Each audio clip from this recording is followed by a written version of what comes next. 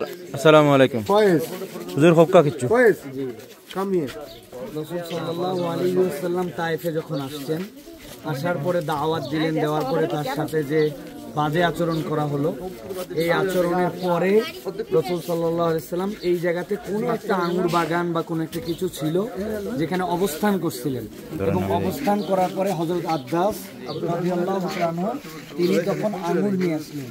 আঙ্গুর নিয়ে আসার পরে রাসূল সাল্লাল্লাহু আলাইহি ওয়াসাল্লামকে এই আঙ্গুর খেতে দিলেন, এবং নবী করিম সাল্লাল্লাহু আলাইহি ওয়াসাল্লাম ওই আঙ্গুর খাওয়ার আগেই তাকে বললেন যে তোমার প্রতি আমার দাওয়াত দিচ্ছি তোমাকে দিনে। তো সর্বপ্রথম হযরত আব্বাস রাদিয়াল্লাহু তাআলা এই জায়গাতে ইসলাম গ্রহণ করলেন, এবং তার দেওয়া আঙ্গুরটা নবী করিম সাল্লাল্লাহু আলাইহি ওয়াসাল্লাম খেয়েছিলেন। খাওয়ার পরে এই জায়গাতে প্রথম তাকে নিয়ে রাসূল সাল্লাল্লাহু আলাইহি ওয়াসাল্লাম নামাজ পড়েন। রাসূল ইমাম হযরত আব্বাস হচ্ছেন সেখানে মুসল্লি, সেই হিসাবে এটা হচ্ছে মসজিদে আব্বাস বলা হয়।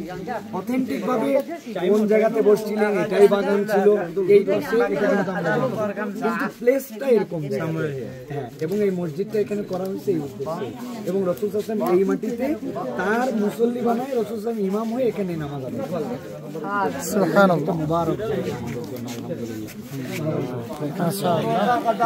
আমি কার খাবো আপু একটা সবজি দাও তো মসজিদ